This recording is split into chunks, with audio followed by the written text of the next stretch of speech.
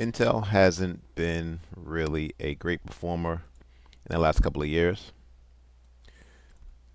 That's why I put this frown face on the monthly chart, where the hairline has served as support down at the $25 level. But Intel has had a decent year so far since it broke resistance at the 3250 level. So it's about time that I turn that frown upside down. Now if we go to the weekly chart, let's look at that resistance level and how it has served as a magnet for price.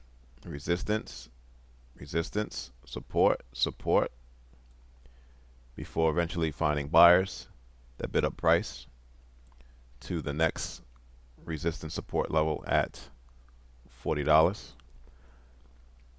So why the pump in price this year? Let's get into this article. It is coming from investing.com. Intel stock up 42% year to date as foundry plans spark optimism. Intel aims to regain its position as an industry leader by 2025. Again, the stock has gained 42% year to date as investors remain confident in the company's foundry strategy. The semiconductor manufacturer also benefits from rising geopolitical tension between the US and China. Once a dominant player in the industry, Intel now faces significant challenges after falling behind major competitors. Those include Samsung and Taiwan Semiconductor. The company's repeated delays in achieving mass production of its 10 nanometer chips have given its rivals a significant advantage. Both Samsung and Taiwan Semiconductor have capitalized on this situation by meeting the demand for advanced chips and forging ahead with the development of even smaller and more power-efficient nodes. Intel aims to improve its manufacturing processes to overtake Samsung and Taiwan Semiconductor. Last week, the CEO reiterated that the company plans to start fabricating 18A chips by 2025, which could give the company an edge against competitors. Sometimes it takes a little luck, and so let's talk about the US-China tensions. The escalating tension between the US and China could positively impact Intel. That is because soaring US-China ties would negatively impact Apple and its suppliers and semiconductor equipment manufacturers on both sides of the fence. Furthermore, disruptions caused by the hypothetical invasion of Taiwan could prove disastrous for Taiwan Semiconductor and its clients, benefiting Intel. Now, a note worth stating, Taiwan Semiconductor is responsible for over 75% of all the advanced chips in the world. They also make NVIDIA's chips. As NVIDIA is not a manufacturer, it just designs chips and then outsources the manufacturing of its chips. Chip designers might be compelled to shift their focus toward Intel's foundries under such circumstances. So, where's price going next? Well, let's go down to the daily chart. And you can see there's just huge leg up, huge momentum up on the daily chart.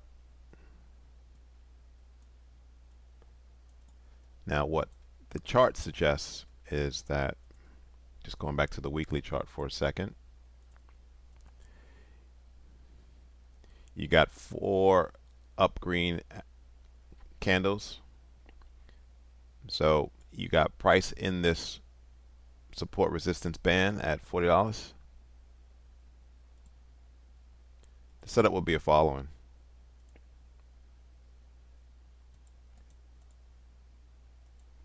That's what I'm looking at. Next target being $44. That's where you have a little bit of support, which is going to serve as resistance. Let's look at how far price can pull back first. You got a little pocket of buyers right here.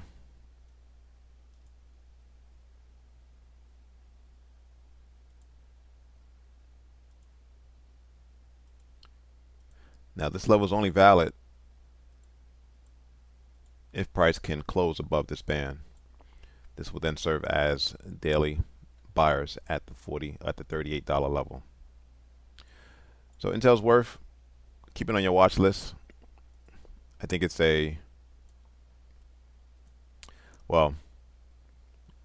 this would have been a better reward risk ratio. It's almost doubled.